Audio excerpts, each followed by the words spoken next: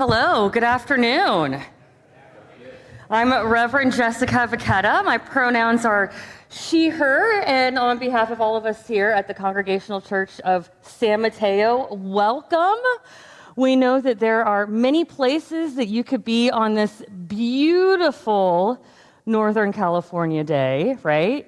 And yet you are here because we know part of the beauty of this day and of our planet is at risk. And so thank you for being here for this climate action and creation care event.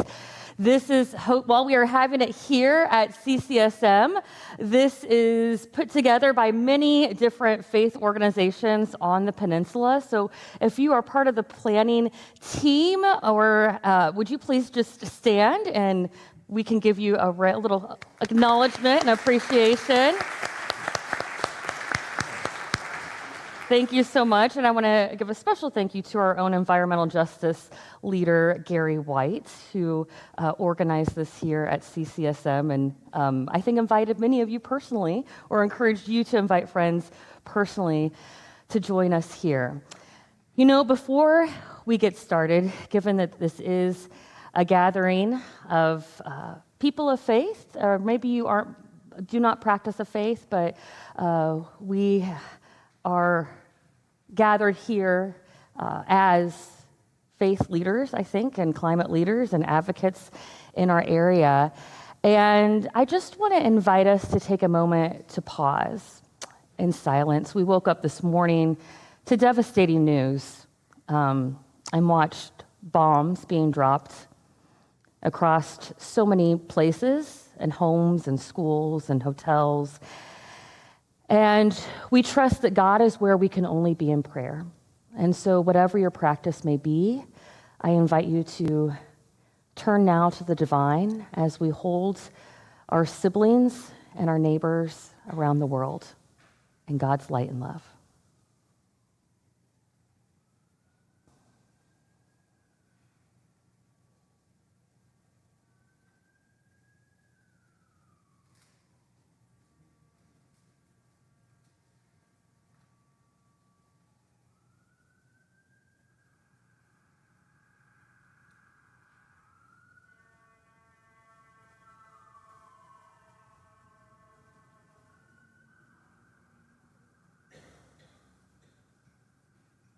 Amen.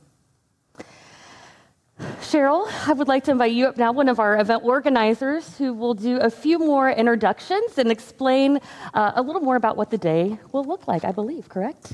Thank you. Oh, I was out there in case you need it. Well, good afternoon, too, from me. We are really glad you showed up. Because you have a unique role to play in creation care. And today, because right now, you and I are living in a polycrisis. Creation, democracy, and our theological integrity are threatened. And a man who spent his adult life focusing on these issues is going to shine a light on that for us today. Before I introduce our speaker, on behalf of Peninsula Interfaith Climate Action, which is the group that Jessica referred to, with lots of different types of Christian churches, synagogues. We welcome you to this workshop. It's our project for you. I want to thank Congregational Church of San Mateo for hosting us in this really lovely lit space, and tell you that if you need to go to the restroom, you go right through the back of the church and take 2 lefts, and you'll find them there. I also want to share that we're going to sell copies of the revised edition of Jim's book, Climate Church, Climate World, both at 2:45 and 4 today. So if you'd like a copy of Jim's book, we'll be doing that, and just accepting cash or checks. We don't have a credit card machine.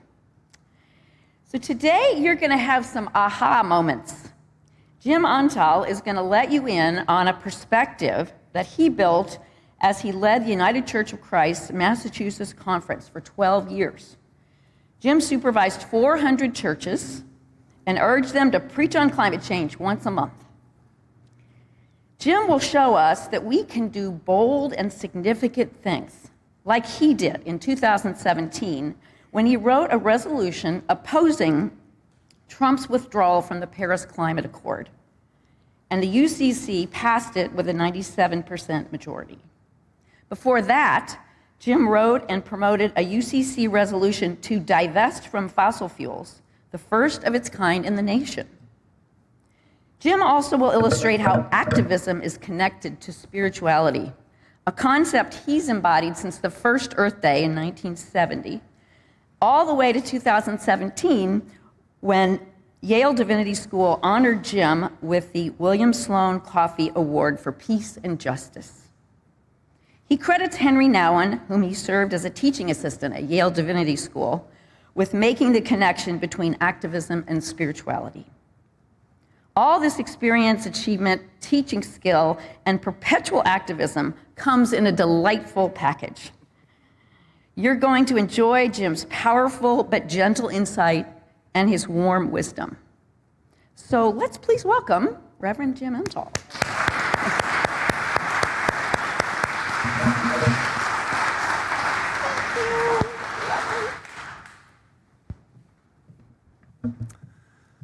Well, it's great to be back again. I'm going to wet my whistle first. I want to thank the organizers, Cheryl and Gary, and the many faith communions who are gathered here and who have sponsored this event, as well as Reverend Jessica and the leadership that she and so many others offer from this fine congregation. After my presentation, there's going to be an opportunity for Q&A, and I want to encourage you during the presentation to jot down any question you may have, because it's often the case in these kinds of interactions that the Q&A part of the interaction is the most important thing that happens in the afternoon. So please don't hesitate to ask challenging questions when that time comes. Let me also assure you that you're not alone when it comes to people of faith wanting to engage the climate crisis. In just the past year, I've addressed 22 such gatherings as this in 9 different states. I preached my first sermon on the climate crisis in 1988. And since then, I've preached or addressed groups like this over 400 times. One of those gatherings was right here in this church 6 years ago. Show of hands, who was here for that event? Thank you for coming back. It's good to see a few familiar faces. And also, let's have a show of hands. How many, we'll go through several iterations. How many of you consider yourselves to be Christians? Please raise your hand. All right. I don't think it's a good idea to do the denominational thing, right? Because that can sort of appear competitive. But how many of you worship God in the Jewish tradition? Please raise your hand. Okay. How many of you in the Muslim tradition? Please raise your hand. Okay, so we're mostly a Christian. Buddhists? Any Buddhists here? Welcome. Yay! I went to Yale Divinity School in 1972 as a Buddhist. Honest. And it was only through meeting Henry Nouwen and William Sloane Coffey, who you kindly used in your introduction, that I actually pivoted back to Christianity. But I brought my Buddhism with me. Thank you for being here. Thank you all. Thank you all for being here. What's that? UUs. How many UUs? Thank you. And so full confession to the UUs, and you may understand this or you may not. Back in Massachusetts, where I'm from, there are Unitarians who are Christians as well as Unitarians who are all of the above, right? And so that's sometimes why I forget UUs. You deserve a distinguished shout out. And you're also doing great work on climate, I have to say. Okay, so as we gather this afternoon, there are 2 new realities, 2 interrelated crises, 2 truths that God is calling us to address. One of them, of course, is the climate crisis, and I'll get to that in a moment. And I'll explain why I'm calling it a new crisis. But first, I want us to focus on our democracy crisis and why the democracy crisis and the climate crisis are interrelated. Here are just a few examples of the realities our current situation here in the United States now faces. Rampant injustice, epidemic fear, incomprehensible inequality, torrents of lies, unapologetic racism, unaccountable military force, heavily armed ICE agents conducting murderous raids, untraceable profiteering by those in power, unjustified seizure of voting ballots that are 6 years old, unprecedented intimidation of congressional leaders, judges, governors, federal prosecutors, CEOs, and university presidents, and the corruption of faith in service of power. All of these realities undermine and threaten the democratic principles and shared moral order that have somehow persisted in these United States for 250 years. You and I are now living in a country where the executive branch rejects what Thomas Paine declared 250 years ago, that the law is the king of America. As for international leadership and cooperation, the United States has abandoned the leadership role we have played since World War II in human rights and in scientific research. As the new year began, we withdrew from countless multinational alliances that since the end of World War II have defined international security, law, trade, economics, and human rights.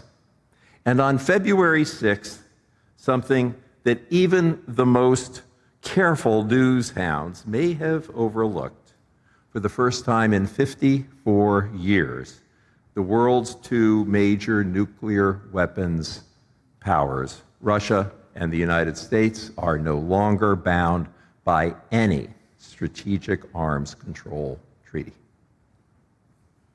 You and I are now living in a country that no longer recognizes the reality and necessity of interdependence with other countries.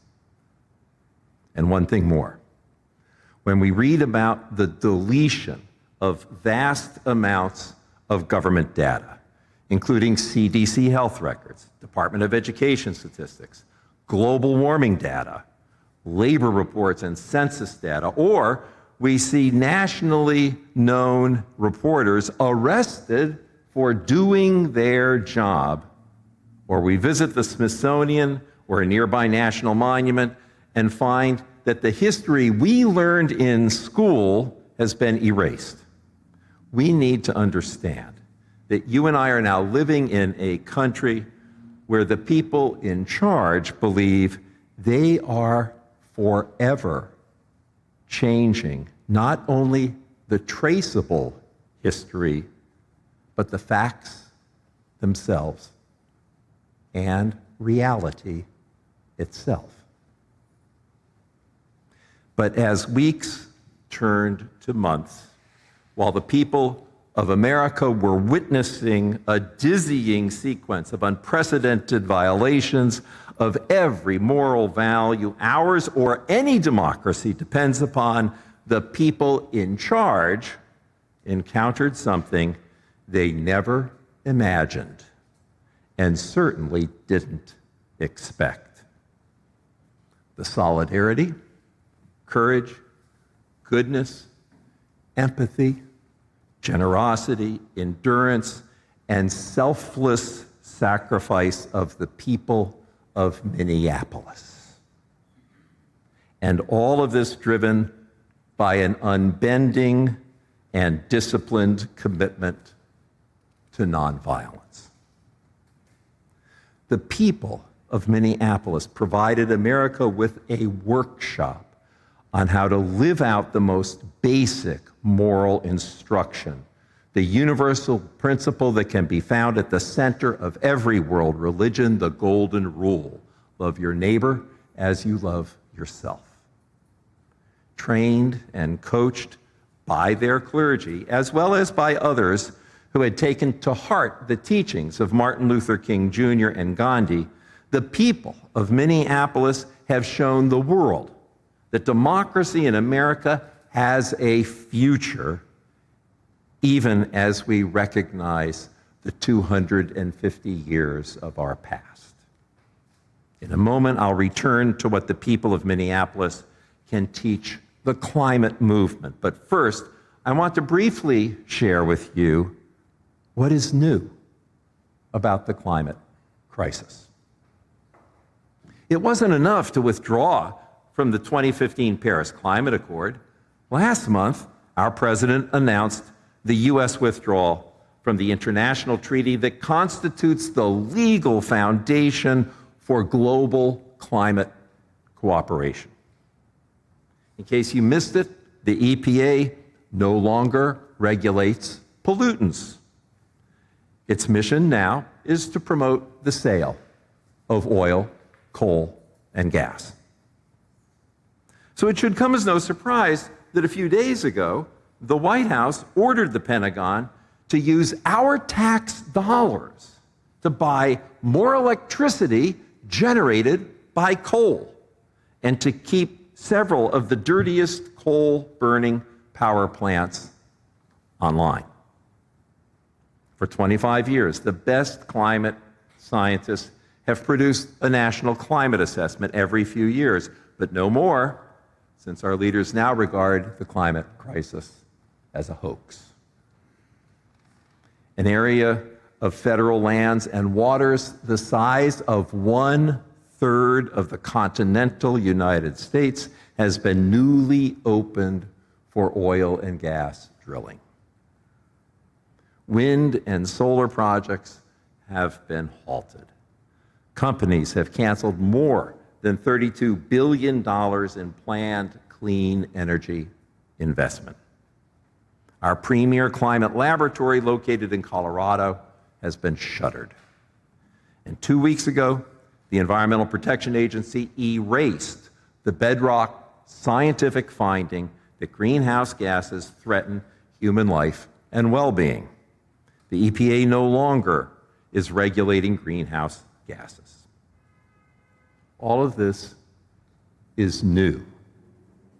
Over the course of the 60 years since the first scientific report on climate change was presented to our president, Lyndon Baines Johnson, we've seen ups and downs in how our government has responded, but the actions taken over the last 13 months signal something new. Of course, it's a payback to the fossil fuel companies and executives who donated almost $500 million to elect the current administration and Congress. Of course, it represents an abandonment of science and a reversal of progress. But it's so much more. In a world where we all breathe the same air, a world where we share the same climate, a world Pope Francis called our common home, the people of the United States, we are now on our own.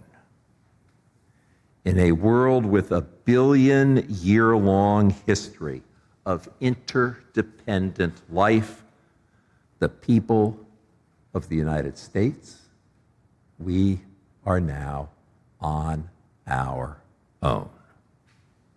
This is what I meant when I said earlier that we are now living in a country where the people in charge believe they are forever changing the facts themselves and even reality itself.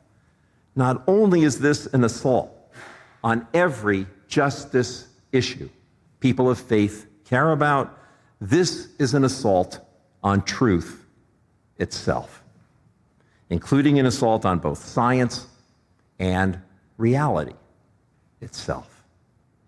And without a doubt, it is and is meant to be an assault on hope. Believe me, you're not alone if this feels completely overwhelming. Every gathering I've spoken to over the past year is grieving over these enormous losses. But the people of Minneapolis have demonstrated to the world that there is a way out. There is a way to stop the assault on justice, truth, reality, and hope. It begins with love, the most powerful force on earth. When push came to shove, tens of thousands of people in Minneapolis refused to stay quiet, changed their daily routines, reached into their wallets, and supported one another, including people they didn't even know, all in service of the golden rule, loving their neighbors. This is what democracy looks like. It looks like people banding together to assure everyone's safety and promote everyone's flourishing. Yes, democracy is founded on the embrace of human interdependence. And the climate movement takes it one step further.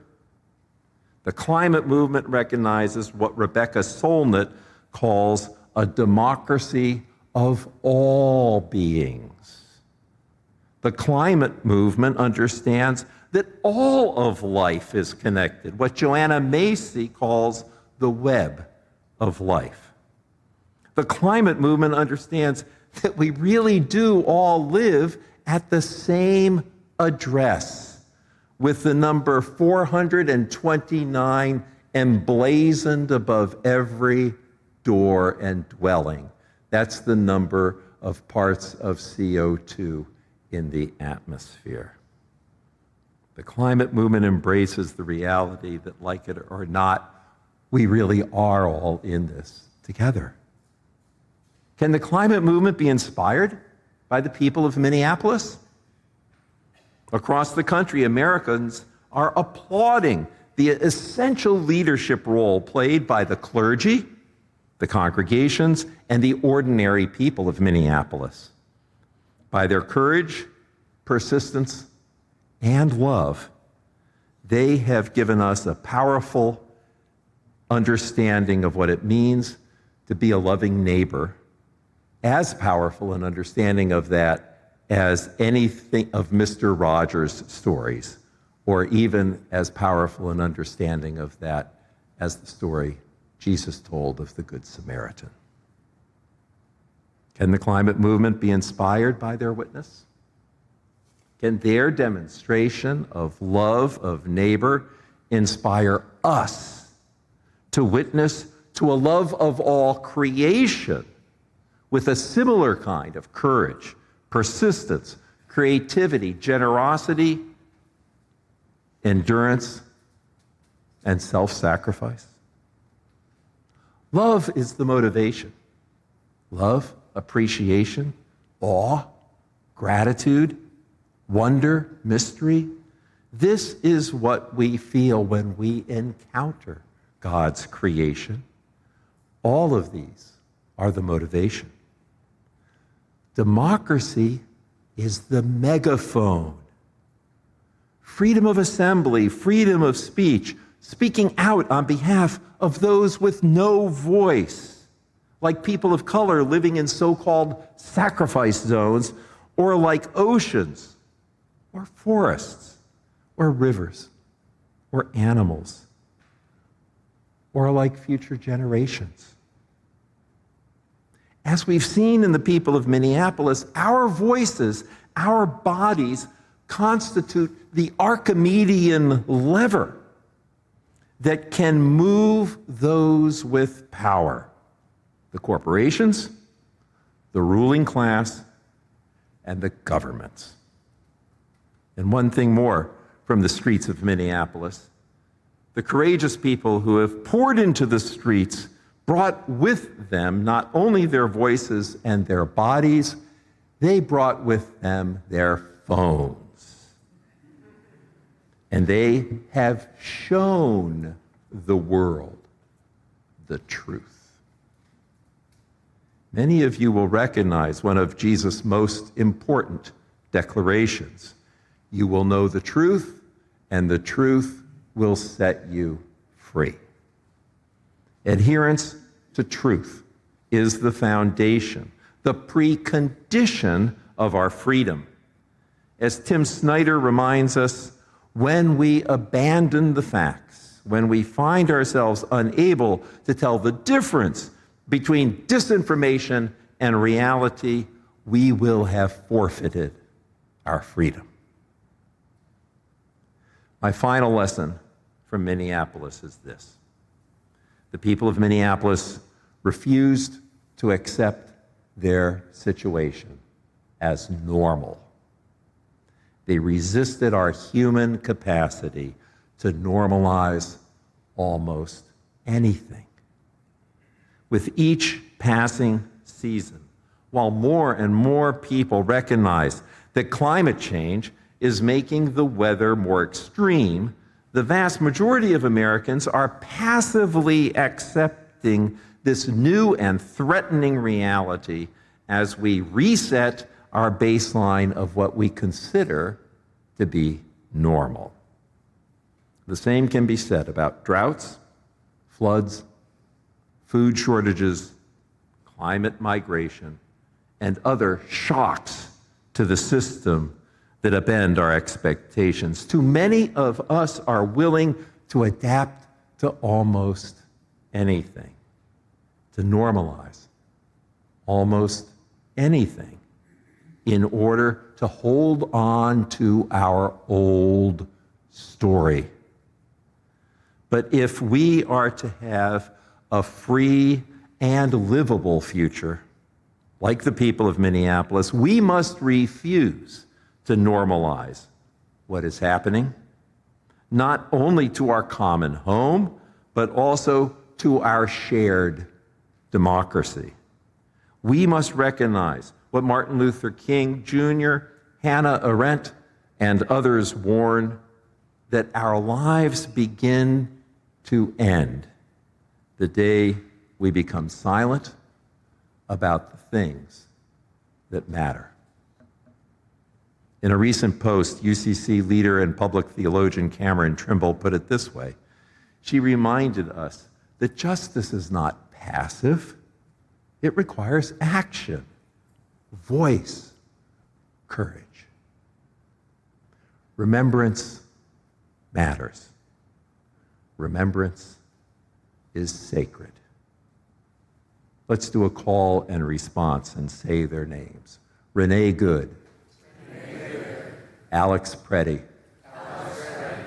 George Floyd. Remembrance matters. Remembrance is sacred. So what does hope look like in the present moment? Earlier I noted that truth is the foundation of our freedom. We must also recognize that truth is the foundation of hope. If hope is to be authentic, it must be founded on truth. If we place our hope on something untrue, we eventually realize it's a false hope. To put it another way, facing reality is a precondition of hope. And in the circumstances we are now facing today, hope is an act of defiance.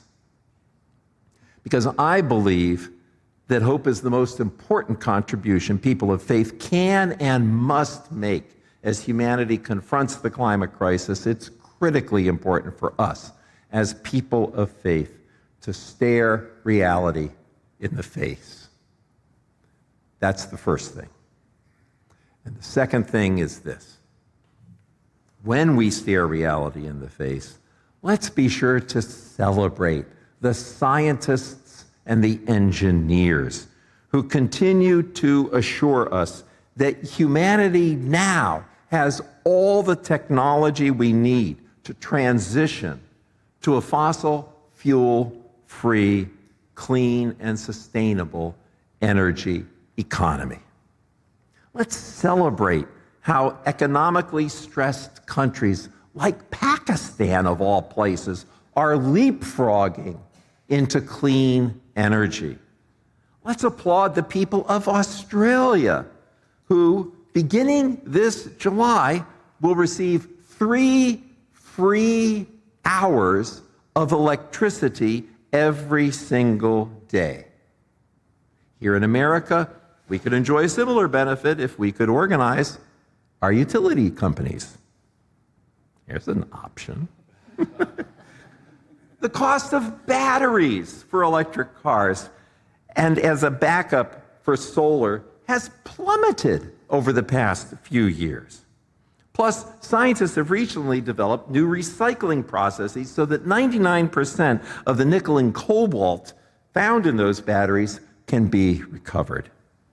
A group of the world's top climate scientists have recently shown that by 2035, electricity from wind, water, and solar could provide all the energy the world needs for heating, cooling, transportation, and industry, and that making this transition will pay for itself in terms of the initial capital costs, will pay for itself in 6 years.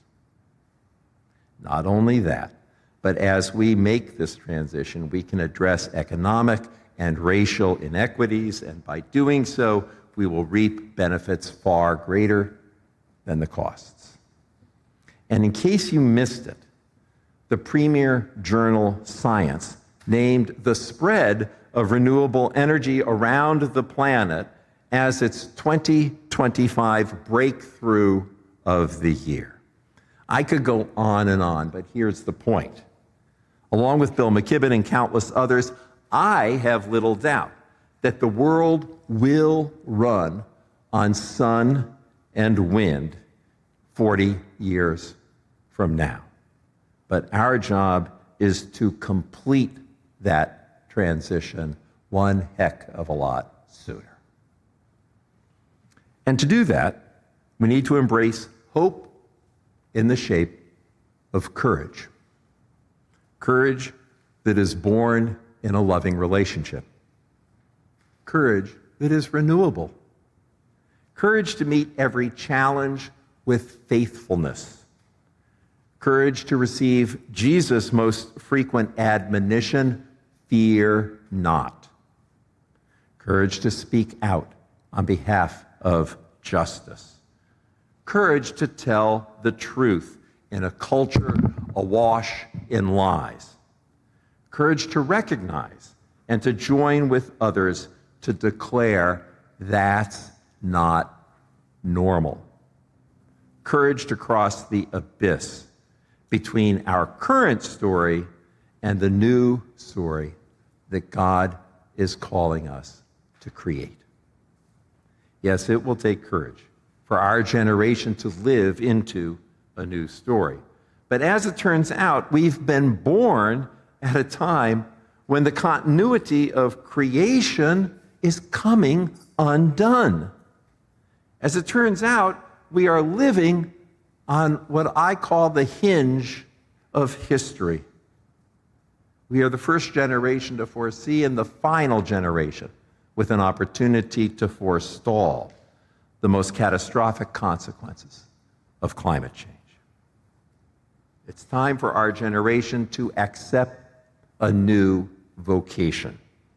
It's time for our generation to receive God's call for just such a time as this.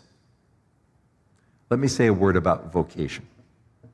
Usually we think of calling or vocation as personal. God may call this individual to pursue one path, while God might call another individual to pursue an altogether different passion. Often the mission of a congregation is shaped by individuals who effectively recruit others to join them in what is their cause. Those people all have names, and I'm sure you know all of those names. But this is not the only understanding of vocation. When we examine Scripture, it becomes obvious that God also calls communities, not just individuals. Nevertheless, in America, where our centuries-long celebration of rugged individualism persists, the idea that God might be calling a congregation or an entire state. Thank you for redistricting. Or God might be calling our nation to come together and embrace a particular mission. Such an idea is often dismissed. The call to address the climate crisis is a communal call. It's a universal vocation. The climate crisis places an inescapable moral claim on our generation and therefore on each one of us. It urges our generation to embrace a fresh understanding of human freedom, fulfillment, vocation, and salvation. Can we accept that we are most free when we embrace our interdependence? That we are most fulfilled when we are grateful for having enough? That God's call, our vocation, is to recognize that we are all in this together? And that God is offering us not just personal salvation, but collective salvation. Our current national leaders are doing all they can to reject these principles. But the people of Minneapolis, along with tens of millions of people throughout the United States, are embracing them. There was a time not too long ago when a generation of Americans and our allies recognized solidarity as a survival strategy. A time when those who went before us understood the importance of we. That generation realized that World War II placed an inescapable moral claim on all of them. That moral claim prompted that generation to accept a common universal calling. More than 40 million individuals sacrificed their lives. Tens of thousands of churches converted their pristine lawns to victory gardens. Tens of millions of Americans became vegetarians so that the troops could have more protein.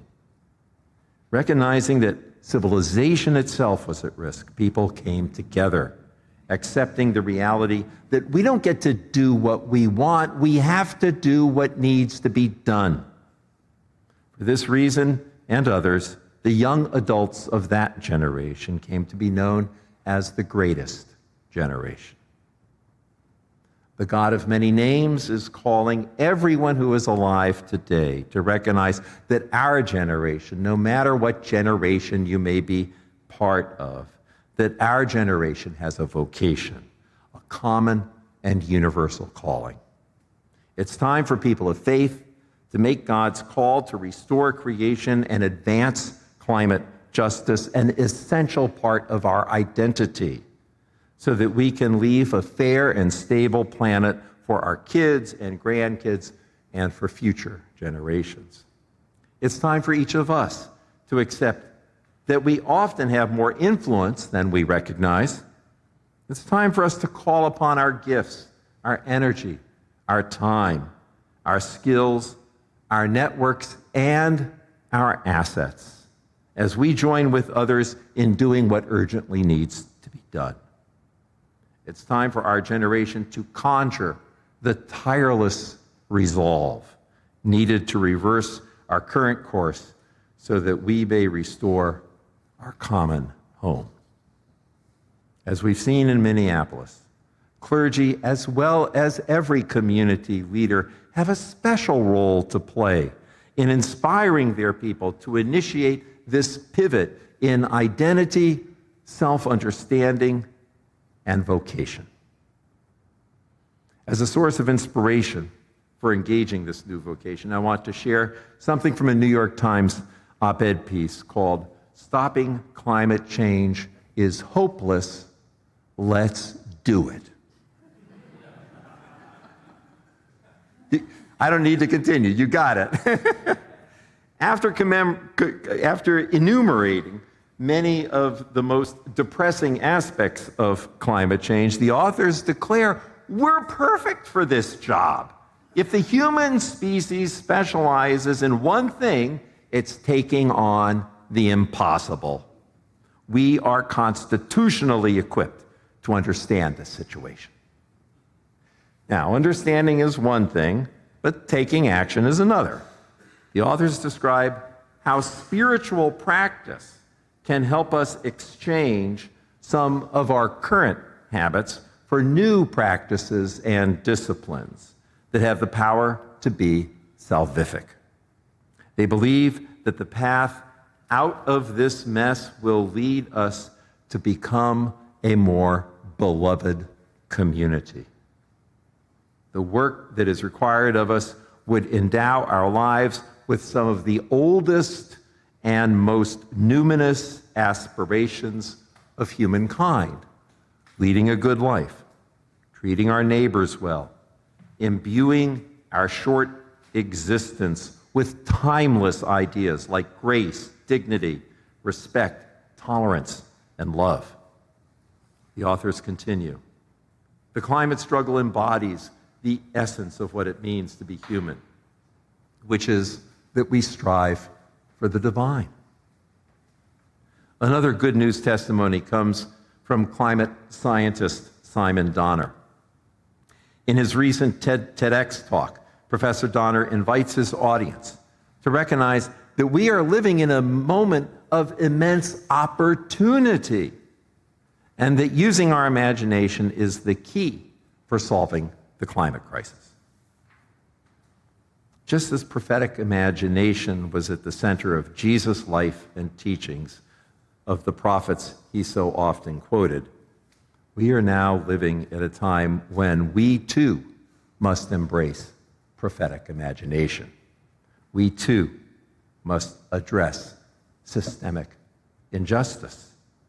We too must put an end to the subjugation of the humans who are not our color, the colonization of land that is not our own, and the extraction of nature's wealth that we did not create.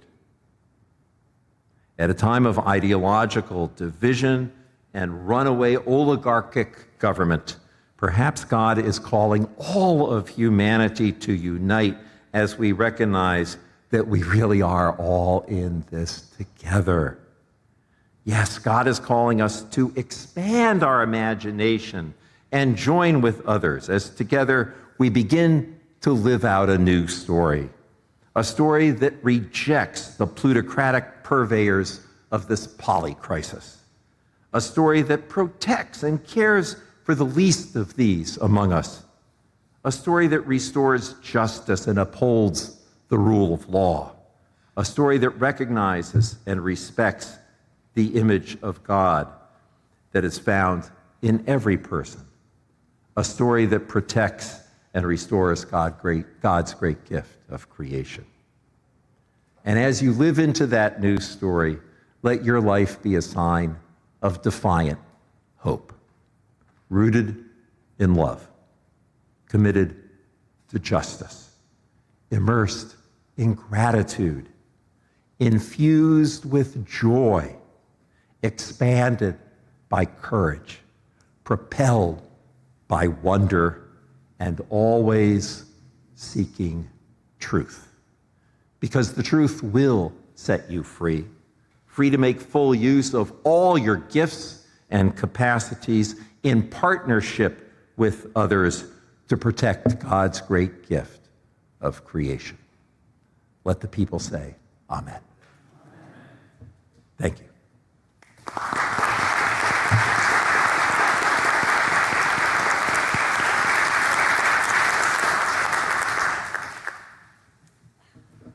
Thank you. Okay. Wow. No one needs to go to church later. No, I didn't say that. You didn't hear me say that. Please do that. Well, we'll let Jim and Gary get settled here. Gary White will join Jim as we do our Q&A to offer a local creation care perspective as not just our environmental justice leader here and a member of PICA, but Gary's been a longtime climate activist here on the peninsula, and so he will also be here answering your questions as well. And I don't know if you're like me, I'm listening to Jim talk, and I have just notes on all my paper here, and hopefully I'll be able to read your inspiring words later. We'll see. You might hear some of those quoted tomorrow if you come to CCSM as well. As you take a minute to gather your own questions, I'll be walking around with a microphone, and we will come to you and give you an opportunity to briefly ask your question and your focus on your question there. But as you bring those to mind, I want to just, Jim, ask you another question to get us started here. You mentioned a little bit about what took you to seminary, and you were a Buddhist, and who brought you back to Christianity. But would you tell us a little bit more about your own faith journey and your life and what led you not just to ministry, but being especially mindful of your work in environmental justice and climate activism? So, is the microphone working? Yes, it is. Yeah. Okay, good. Yeah. This question, of course, is a common question, and my response is almost always a surprise to the audience. My father, with whom I grew up with my brother, just the two of us siblings, my father was the head chemical engineer for Mobil Oil. I went to college, as did my brother, as a math and science major. Physics guy, right? I had advanced placement. I could have done college in 3 years, but somehow it didn't seem like the right thing to do. So when my advisor asked me, gee, what are you really interested in? I said, well, I read Dietrich Bonhoeffer. And this is back in 1968. And he said, you know what, you should take 4 years and you should take this philosophy of religion course over here, taught by this wonderful biographer of Martin Buber, the Jewish existentialist. And I did, and I majored in religious studies. And as I said, I ended up going to divinity school thinking I would teach ethics. That's what I thought I would be, as an ethics teacher all my life. My first engagement with the environment as an activist was the first Earth Day, as it turns out. And I have just vivid memories of a ball, maybe 20 feet in diameter, being kicked around, by people lying on our backs and kicking it around and stuff. And the ball had the Earth painted on it. And it just made me think, the Earth is really getting kicked around these days. And the fact that, 20 million people participated on the first Earth Day, it made an impression on me that has lasted all of my life. Somehow it brought America together. And why? Well, because the Cuyahoga River in Cleveland was burning, and because out here in California a year earlier, or 9 months earlier, you had that horrible oil spill. And all of that had a big impact on me. I had hiked in the Sierra Nevadas in high school. I went to high school down in Torrance, California, and hiked in the Sierras and just fell in love with nature. So that's kind of the foundation. I began teaching environmental ethics in 1978. I tried to do a PhD in environmental ethics at Yale, and they were willing to let me do it, but I'm dyslexic. I won't ask for a show of hands of others, but we're in solidarity. And so I couldn't do French and German, and that was it. There weren't any exceptions. So I ended up doing this sort of wayward path of teaching and chaplaincy work, and I was the head of the Fellowship of Reconciliation for a few years, and then I did parish work for 20 years, and then I ended up overseeing the work of almost 400 UCC churches in Massachusetts for 12 years. Now, in the introduction, which was excellent, and I thank you for that, I didn't quite encourage them to preach on climate every month, but what I did do, which you're close, you're very close.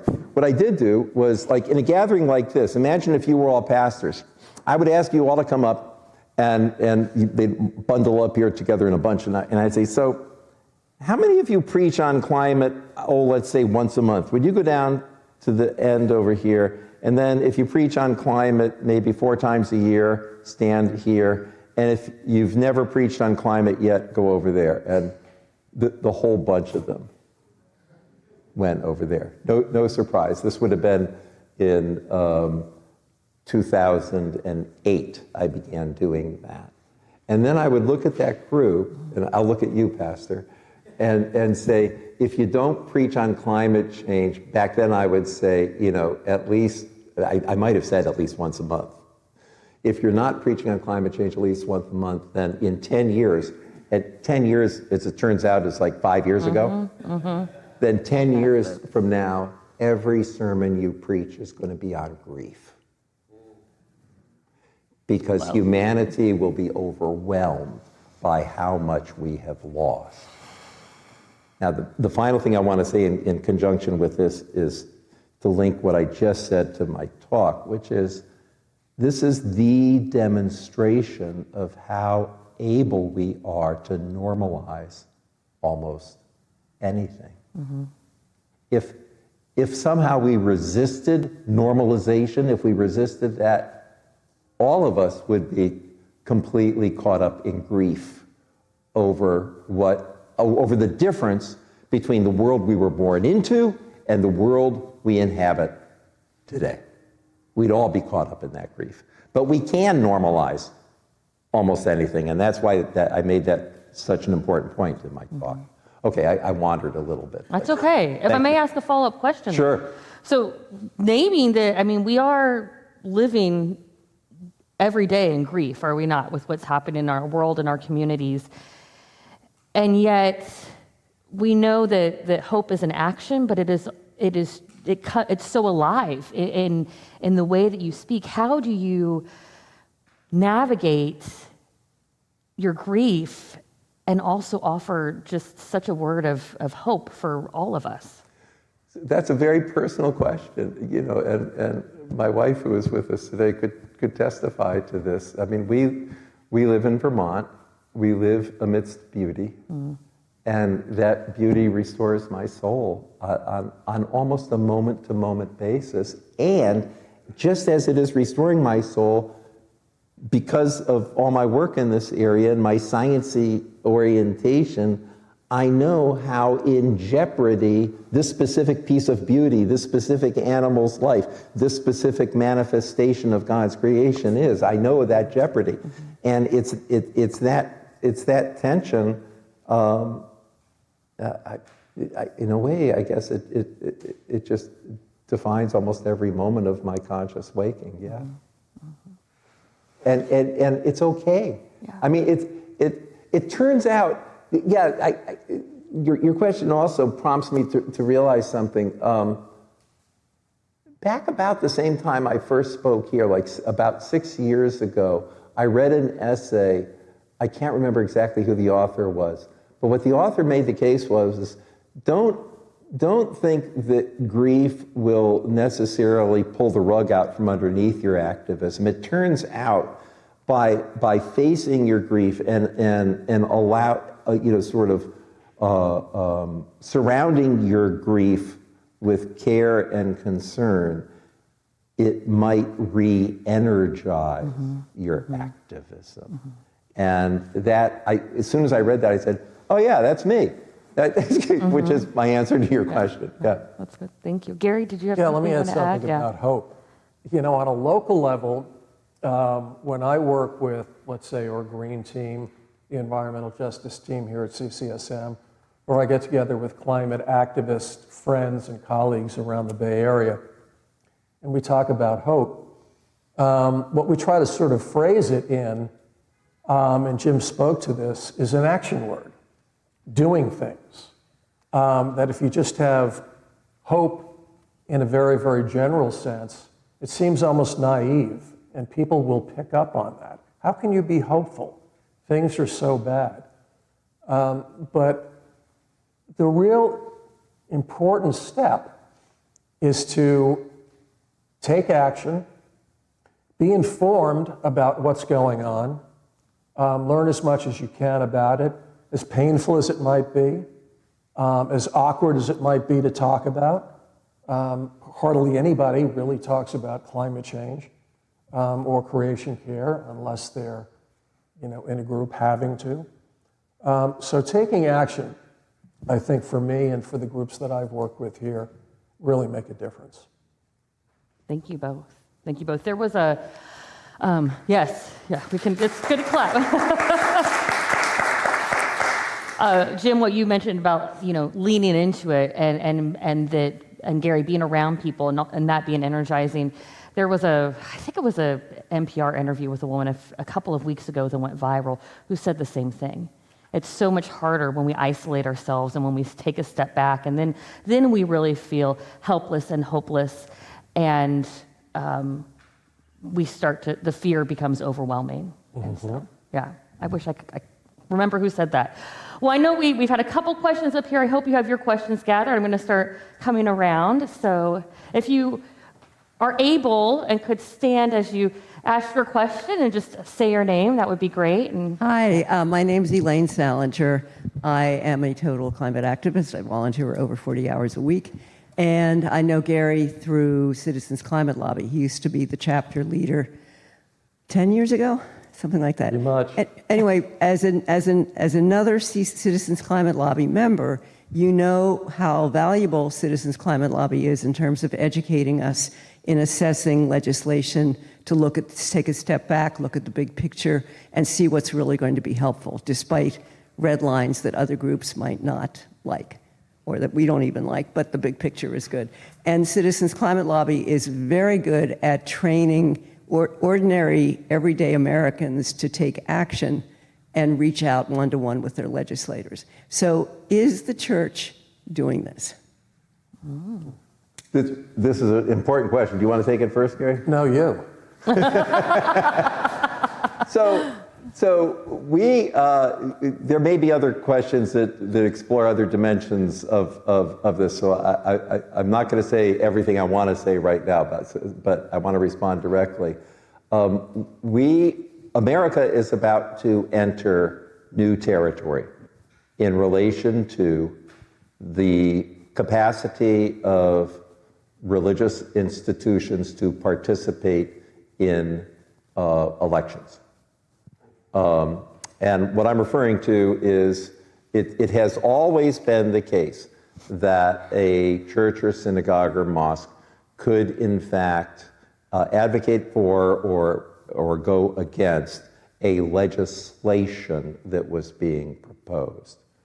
But it has, for decades, it has not been the case that a church or mosque or synagogue or any other religious institution could endorse a candidate. The state of that position is at this moment ambiguous, intentionally so. And I am not an attorney, want to be clear about that. And it turns out this is an important thing for those of you that are either members of this congregation or of other UCC churches.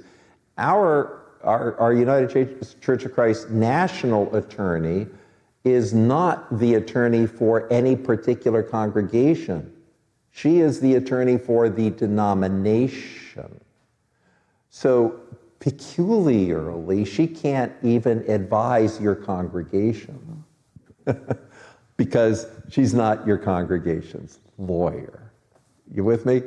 So the United States is entering into not just a very challenging election, but a challenging election in which churches, to the point of your question, churches, synagogues, mosques, our capacity to participate in that is up for grabs. There's going to be a lot of action in this area. Who knows how it's going to turn out in terms of ultimate outcomes.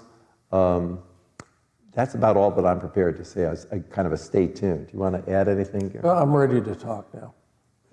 I would say, for those people not familiar with CCL, Citizen Climate Lobby, it's an organization that really focuses on political campaigns, on candidates, identifying progressive candidates who are concerned about climate, and specifically around what's called a carbon tax or a carbon dividend.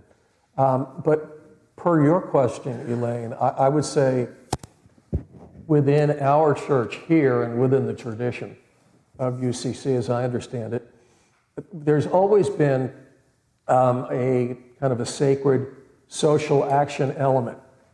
And the way that gets really realized in political action with our church and with our team is to bring our concerns to the San Mateo City Council or the San Mateo County supervisors in calls for electrification, in calls for really taking the proper stand to provide incentives for people to be able to make a difference politically. So there's certainly more that we could do there, but I think it's really important for us as an organization within UCC to sort of take a stand that's really pro-climate advocacy oriented. Thank you. Thank you. Great question.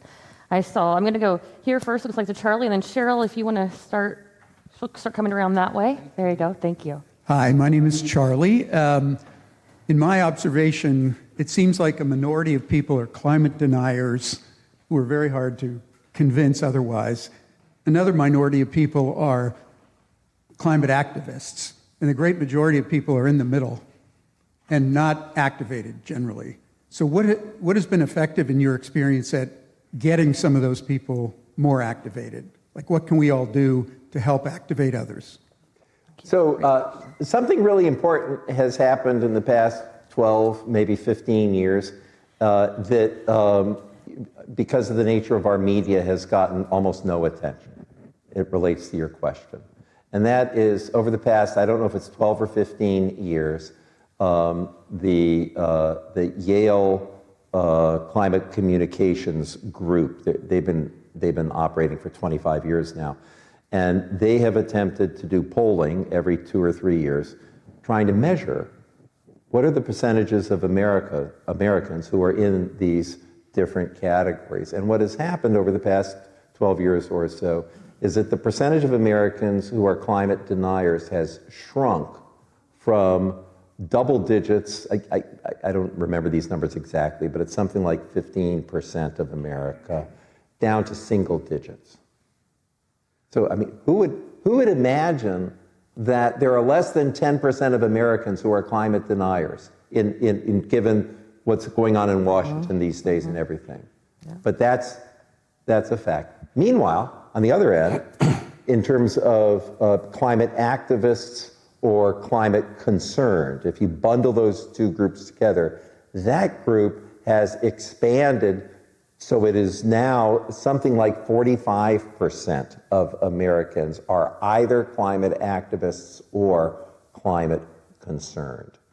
And really, you ended your question by asking kind of, how do you move people in that direction?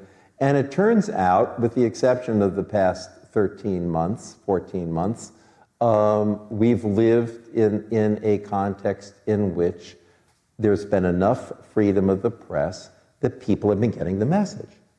And so this group has diminished and that group has expanded. Going forward with freedom of the press and the whole issue of truth versus distortion online, that's an active question. Yeah, I would just add, in my experience, and I've given hundreds of presentations and talked to 25,000 plus people about the topic.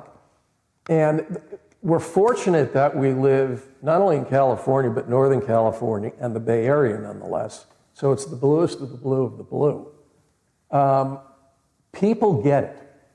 And what I find, number one, is that people that come to listen to climate talks typically overwhelmingly are concerned about the issue. So they sort of self-select, if you will. And I've had, over the years that I've talked, a handful of people who are deniers, or at least proud of being deniers, who are willing to stand up and say so. I'm sure others might be thinking that. But what I try to do, and this seems to work within our environmental justice group as well, people are enlightened, they're knowledgeable about the circumstance, they see it in the media, they see it in the weather and what goes on. More often than not, they just need to be asked to join, to get involved. There are so many different competing activities on their time that left to their own devices, they might not get very, very active. But most people, I think, are pre-active. So they're ready to take some action. And all we try to do is give the opportunity, provide a little information, a bit of guidance, and people get very, very active. Thank you. Thank you. Next question. Let's go from someone on this side, right there, and then we'll come to you Hi, next. good afternoon. Yeah. My name's Michael Whalen. I'm here with my wife, Rebecca, and she's a lifelong Congregationalist. Gary and I go back to the Apple days. And I wanted to tell you, Jim, first that, I'm sure I speak for everybody. We really enjoyed the presentation that you just gave a few minutes ago. It was excellent, and I'd like to take advantage of your clearly demonstrated systematic thinking and relate it to the events of last night and this morning. And ask, given within the context of the subjects we're covering today, what things from your standpoint that are not getting discussed by this administration and by the people who speak for it should we understand that are part of the motivation for the military actions that have taken place over the last 24 hours? Well, I almost, in a knee-jerk way, want to say I appreciate the question, but of course, and we more or less knew that this was coming, but here it came last night.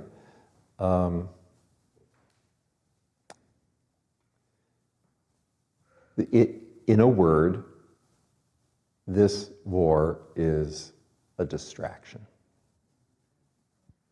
And it's horrific to say those words out loud. So as soon as the word comes out of my mouth, I want to slap myself and say, you can't say that.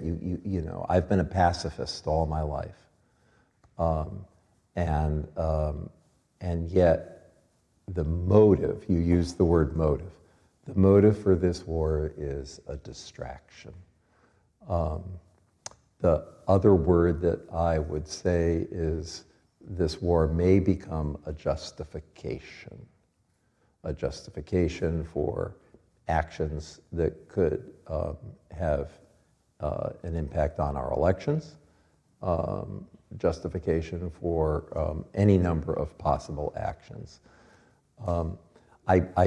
I mentioned and briefly quoted Tim Snyder in my talk, but if any of you share this concern to try to understand what the heck is the meaning of last night's initiation of war with Iran.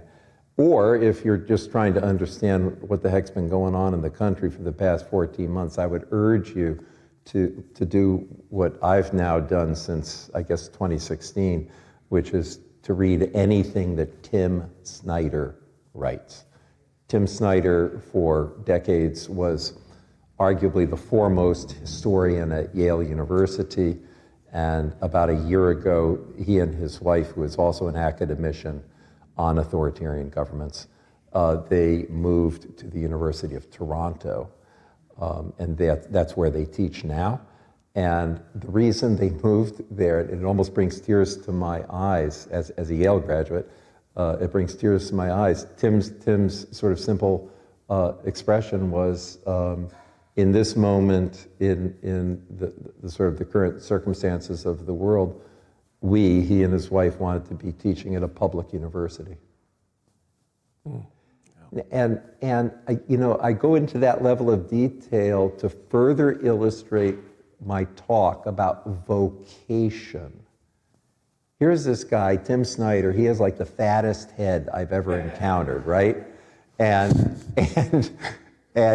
yet he understands a vocation at such a depth that he's willing to walk away from one of the most prestigious academic positions in the country in order to teach at a public university as a witness, to bear witness with his life as to what is needed now in this moment. And my guess is, each one of you, and if this is in any way being video recorded, anybody listening to the video of this, have an opportunity now. I go back to the conclusion of my talk, the notion of, wow, this is an opportunity? Geez, never would have guessed that. But it turns out it is an opportunity to really dig deep and say, how am I being called in this moment, this unique generational challenge, to step up with the current and unique gifts that God has given me. Yeah.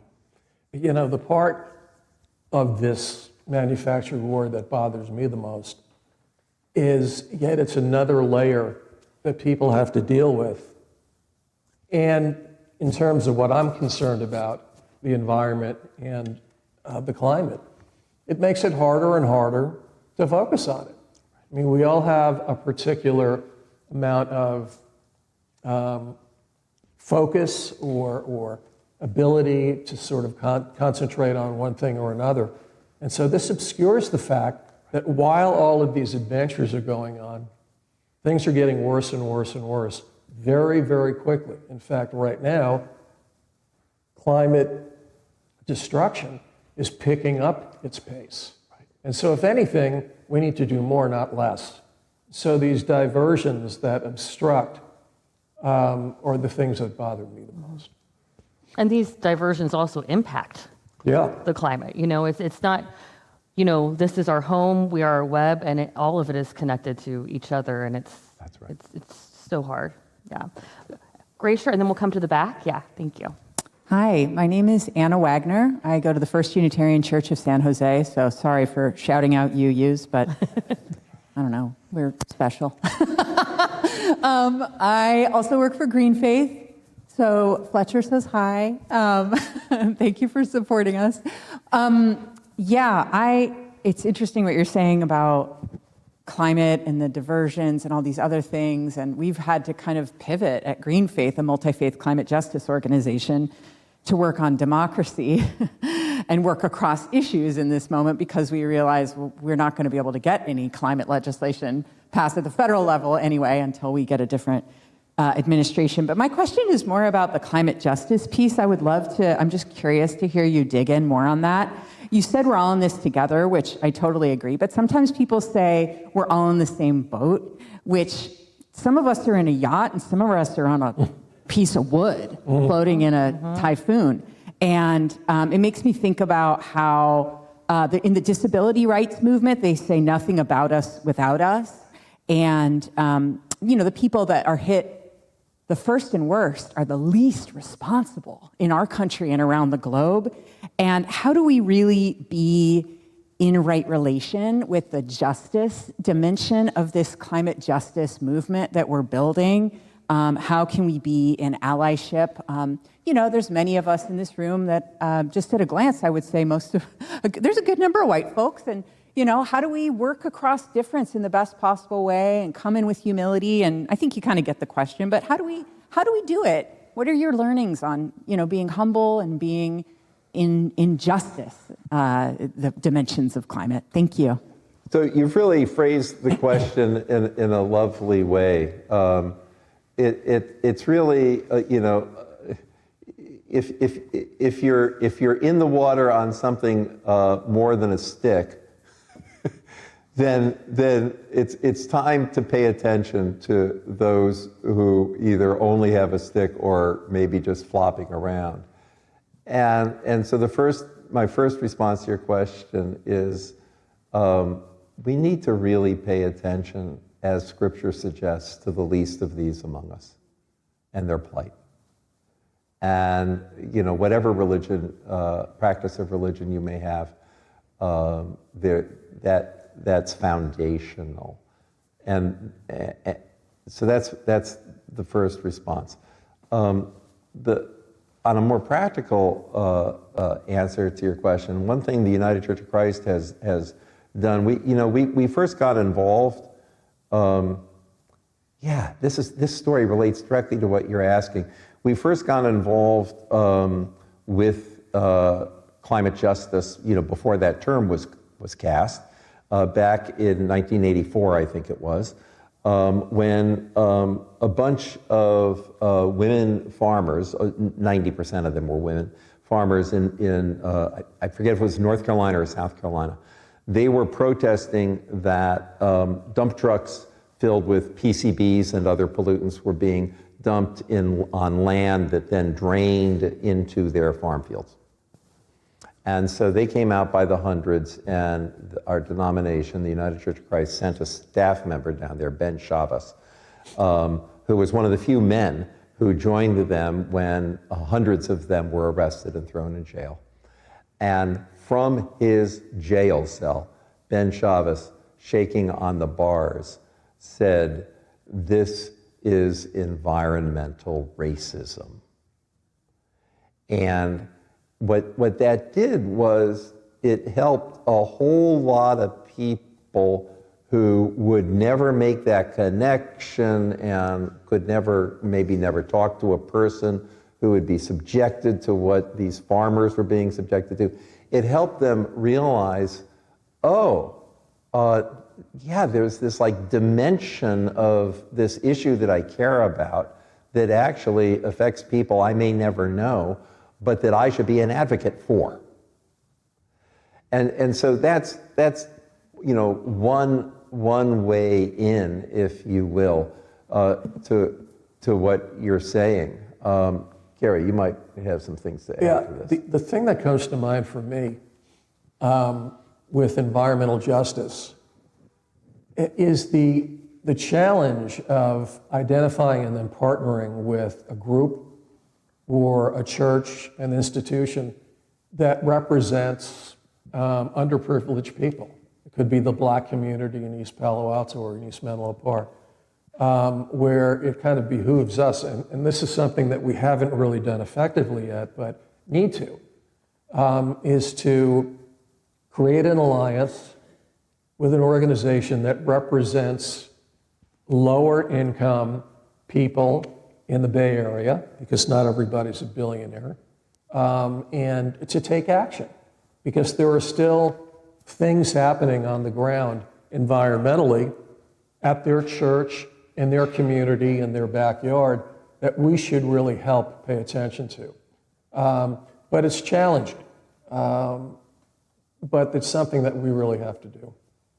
Just one more thing. One of the things that our denomination has done, we have monthly webinars, and anybody, so you don't have to be a UCC person to participate in this, and hundreds of people kind of tune in, and we make an effort in programming, who are going to be the featured presenters in each one of these webinars, to lift up and feature, if you will, a voice from, for example, Cancer Alley, down in Louisiana. And because we have environmental activists, partly because our denomination has been going at this for so many decades, who are in these circumstances, it creates the connection that Gary was just talking about, via Zoom, but it's still a connection. And what happens is people, are moved to say, geez, I never knew that anybody was in that kind of a circumstance. How do I help? And we provide that information for people. So that's, another dimension of this. Thanks for such a good question. Yeah. Thank you. And say hi to Fletcher for me. We're going to go here next. Then we'll back. Hi there. I'm Julia Dieter. I'm from the South Bay. I heard about this event from a friend who texted me the online invite, and somewhere in there it said climate restoration. And I was one of the founders of an organization called the Foundation for Climate Restoration about 7 or 8 years, 9 years, I think, ago.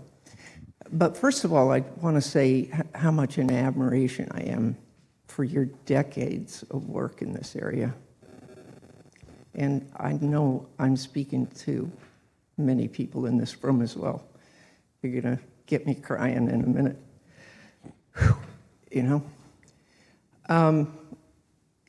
The founder of the organization was part of the very early days of CCL. And the executive director who built this whole organization, this person was a physicist, and he said, well, what's our ultimate goal for the legislative work we're doing? And the executive said to him, that's your job. You're a physicist. Go figure it out. And he did. He saw that the CO2 in the atmosphere was going up. We're at 425 parts per million now. Last time that was so, they had alligators in the Arctic. And we need to take 1 trillion tons of excess CO2 that you don't hear about. You hear about, getting the emissions down and all that. So what my organization is about is changing the context. Why aren't we asking for what we really want? That would be like John Kennedy saying, wouldn't it be nice to get a man in space and maybe he'll get to the moon and hopefully he'll get back safely? No, he declared a man on the moon within the decade and of course back safely. And then all that needed to be invented, they put to work. I mean, they almost didn't have computers back then. And that's why I see you giggling up there. I am so moved that you've been in this domain for 4 decades. I mean, I'm your same age-ish, but haven't. And my question is, why aren't we asking for what we really want? The climate restored. And we can do it by 2050. We really can fully sequester all the excess CO2. There are very promising technologies. But my question to the universe, not just to you, is why aren't we asking for what we really want? Thank you. So thank you for a superb question. And forgive me for giving a one-word answer. Capitalism.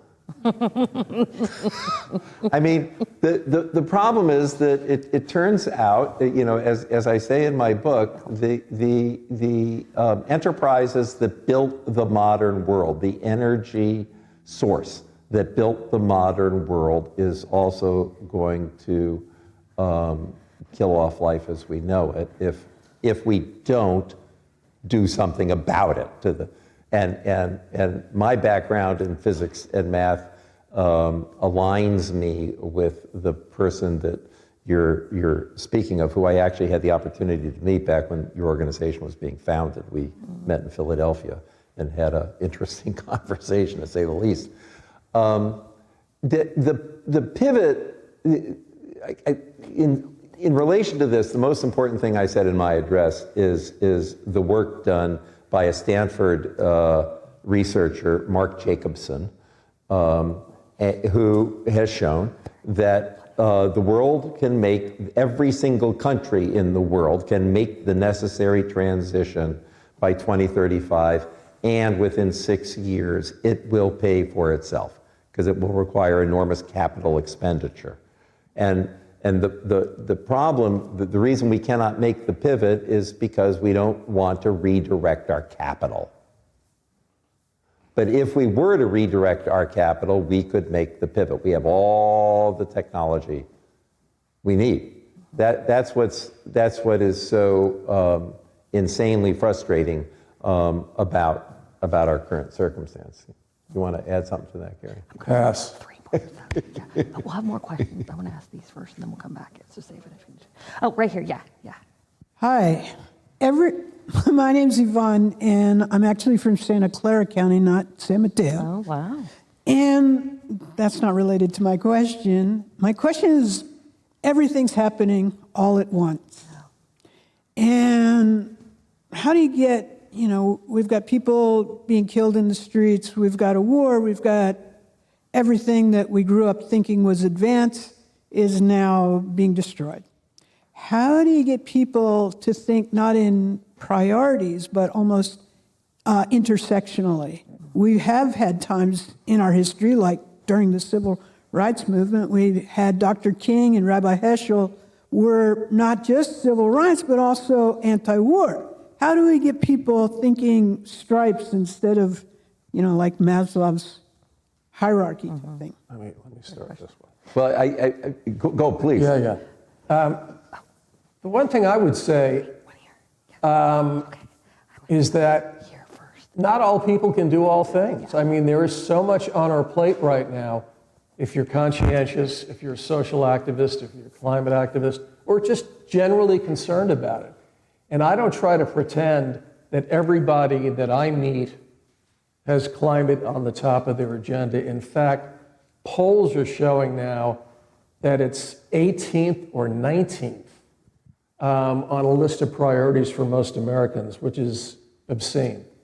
But it is what it is. But where I get encouragement is from research from a woman that some of you might know.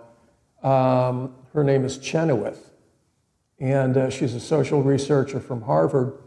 And she came up with the notion from studying social movements and change efforts that it literally takes 3.5% of the population who are fully actively engaged to make tremendous change.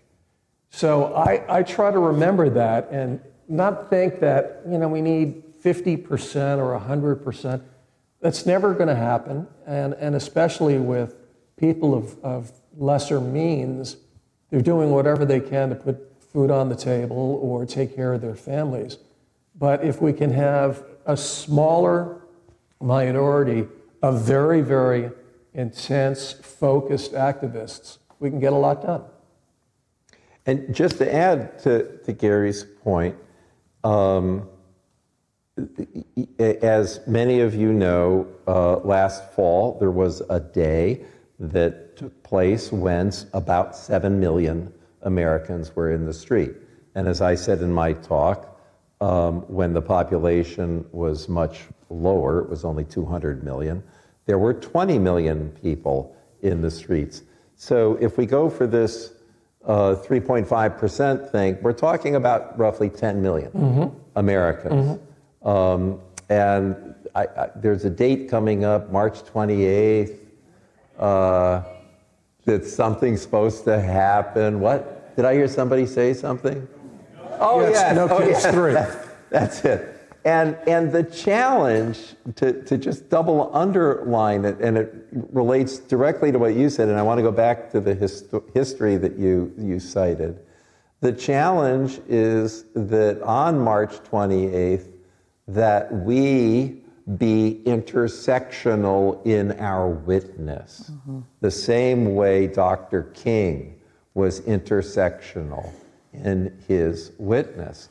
You know, he started out, this is just, I'll be very brief with this, but it's an important piece of history. When Dr. King was a very young pastor in his first year, and the people came to him about the possibility of a bus boycott, he said, "Not me." Mm-hmm. He said, "I might attend your meeting, but I won't lead it." That's what he said. It's in Oates's biography. Yep. And you know, I had the privilege of giving a MLK sermon for, I don't know, probably 30 different times. So those kind of details, I think, are important for people to realize. And it's also the case that by the time 1966 came around, Dr. King was not only about civil rights and not only about anti-war, but he was fully into economic justice and jobs with justice, which is, you know, in a way, Jesse Jackson, you know, continued that witness after King was shot. So we have, in our recent history, profound leadership showing, demonstrating the intersectionality of these issues. It is everything all at once now, as you said. You're absolutely right about that. But my guess, you know, I was only 16 years old in 1966, but from the biographies of King that I've read, it felt like everything all at once for him too. Mm-hmm. So here we are together. Let's go. We've got about, thank you, excellent question. We've got about 5 minutes left or so, and I had 3 hands that popped up. So we're going to try to do those 3. We might go a little over. I hope that's okay with everyone if you give us a few minutes, but we'll start here and go here, and then Boone, you will be our last one. So yeah. Hi, I'm Catherine Hung. I live in Mountain View, and thank NCC Church for letting me know about this, Cheryl, and also I go to Menlo Church in Menlo Park.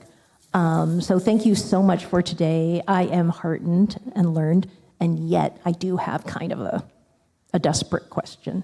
So I'm so glad that it's less than 10% of the population that are climate deniers, but in my Sunday group that I love, there's 5 total Trumpers. In my women's group, there's 5 plus. I know 4 parents of my dear friends who are Trumpers and extended family. And then the Asian group, oh my goodness, River of Life Church, the head pastor is a Trumper and passes it all the way down. So then we have that extension with my dearest friend Clara, who goes to China and, online. And I just want to ask you, how can you advise me and others to talk with people and also post? I have 5 online, my high school friend. The rest of them are not, and pound on him too, including my teacher. But how do we talk and post with those with opposing views, specifically absolute truth? That climate change is real, but the truth. Thank you. You want to start this one? Yeah, well, I'll tell you what I do. I don't talk to them. Seriously, especially about climate. I mean, they could be Trump supporters and also leaning toward being concerned about the climate. But if they've bought Trump's complete ideology, they're not really interested and they see it as a scam. I can't waste my time. There's too much to do to talk to somebody who's so locked in to anti-science that really doesn't understand what they have to lose and what they're in for, I try not to engage. Now, it's easy for me to say because I don't have too many close friends or family who take that perspective. So you might be a little bit more disadvantaged. But I'd really encourage you to state your piece, let it go. Don't really waste time and energy engaging. It's not worth it. I would support what Gary said, and if there is a person who is just this side of that extreme, what Catherine Hayhoe, the climate scientist who is also an evangelical Christian, which she has long suggested, like for 20 years, this has been her sort of tagline, is that find something that you value and that the person you are talking with also values and loves. And help them to see how that thing that they love and value is threatened by climate change. That for somebody who is just this side of that line that you were drawing, that can be a way forward. Yeah. Thank you. Thank you. Question? Here you go. Thank you. I'm Peter Hartzell with the UU Fellowship in Redwood City. I want to pick up on that comment just there and your talk. I really appreciate you leaning into faith and climate action. And I think, we read Pope Francis wrote his encyclical that really did a beautiful job of laying out the Catholic theology as relates. You look, read other Buddhists and evangelicals, as you just mentioned. There's a tremendous amount of common ground, it seems to me. And you mentioned the golden rule. That's a through line through most religions. So what could be happening and what is happening? Maybe you can give us some insight, Jim, into what's happening at the beyond national level to connect this through line of religious, moral, ethical passion around climate. It will be preached differently in each community, but is there such thing being talked about at COP, maybe, where the religious leaders from around the globe are coming together in kind of their own G8 summit in honor of climate, and together telling a common story to all of our political leaders, some of whom are making terrible decisions? And a bonus round. I look at the room here, wonderful people, but we're all, we're religious, we're mostly religious progressives. How do we use climate as a way to get more people into faith communities where they're going to get so many benefits, not the least of which is working together on climate initiatives? So the short answer to this superb question is that's why I wrote my book. And I don't mean that as a joke. I mean, I completely agree with you. You said it much more nicely than I'm about to say it, but it's just astonishing to me that that knowledge about the climate crisis beginning in the late 1980s did not sort of very quickly translate to a universal focus by all religious practitioners that God's creation is in jeopardy. And I've never quite said it this pointedly, but as I get older, I get a little more pointed. I just can't believe that, religious practitioners and particularly religious leaders didn't wake up in the 1990s and say this what it would mean to be faithful in this moment in civilization's history would be as follows, and the sort of thing we have been talking about. That said, on the positive side, just a few months ago, there was a meeting in Assisi in Italy of Anglican leaders and Catholic leaders seeking to create a holy day, the equivalent of there's a Catholic way of talking about the sort of highest holy days and then the next layer and the next layer, but somewhere up on that highest level of holy days of the goodness of God's creation. So this is an active conversation among leaders in the Anglican and the Catholic Church. Those of us of Protestant orientation, some of us might make an aha at that, but it turns out, the Anglican and the Catholic Church, and I think the Orthodox were involved in this conversation too. It's 1.5 billion people are part of that tribe. So yes, the direct answer to your question is it is happening across denominations. But in response to an earlier question, part of the problem is the array of justice challenges that are now upon us make it hard to kind of sort it out. The thing that I always try to remind people of faith is that every justice issue you care about, whatever it may be, that issue is made much, much worse by climate change.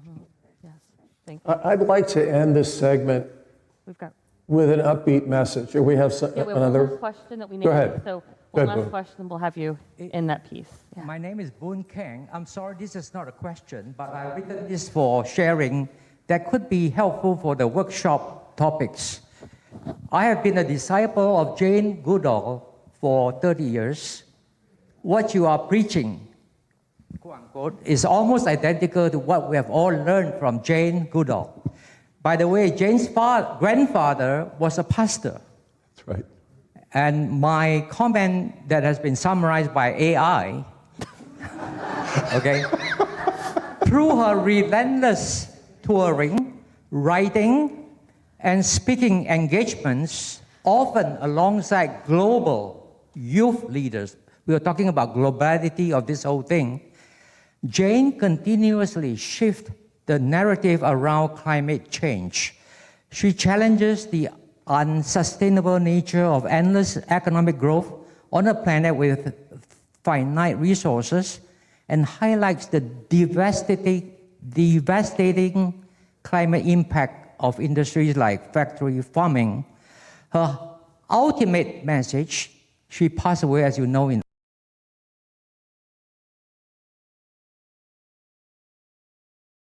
every individual matters, every individual has a role to play, and every individual makes a difference. Ultimately, Jane Goodall's climate legacy is about passing the torch. I don't see any young people here today. Oh, there's some. Okay. Some in the back. Oh, good. Congratulations, here, too. She isn't Jackie. trying to save the world alone. She has built a global infrastructure to raise an army of informed, compassionate, and resilient young leaders equipped to do it themselves. Just Google roots and shoots. Roots and shoots. Thank you. All right. Thank you. Thanks. Thank you. What I'd like to do, as I was mentioning, I'd like to end this segment on a positive note. Most of the time, not all the time, when we start talking about climate change or even creation care, it is such a downer, especially now, given what's going on concurrently. But if there are two books that you need to know about and read, his is one, Climate Church, Climate World, and we'll have that available later.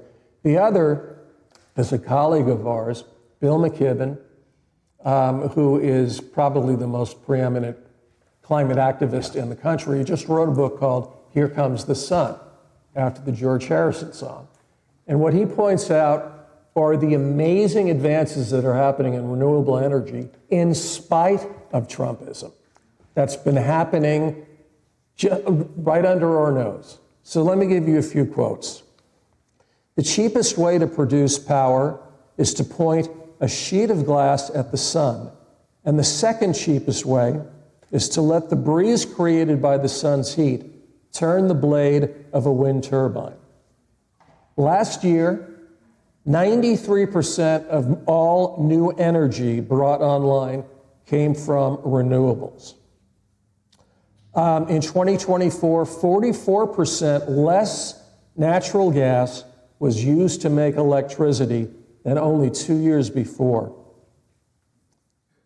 Earlier this year, Spain announced it would slowly shut down its fleet of nuclear reactors, and they have numerous ones, because they found the sun and wind generate 3 to 4 times more power with the same investment. The International Energy Agency predicted that the planet will double its renewable energy capacity by 2030. I think I'll leave it at that. But just to give you an idea that there are things happening that are positive, that are economic, primarily because of the incredibly steep curve of price coming down for renewables. So it's something to be able to build on and to really feel good about. Anyway. Thank you. Thank you for your amazing questions. I know that there are more, and I am sorry that we're not able to get to everyone's questions today. Would you also help me in thanking Gary and Jim for their responses? Yes.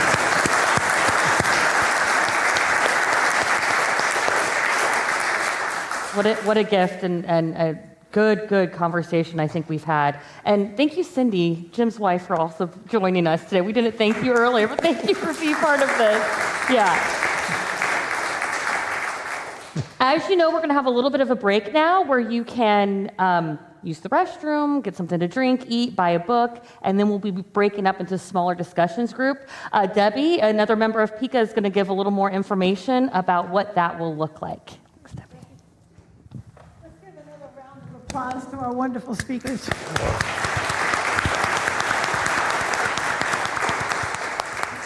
Thank you all so much for being here today, too, as well. Our program is sponsored by PICA, Peninsula Interfaith Climate Action, and I'll be in the class hall to talk with folks about that if you want to during the break.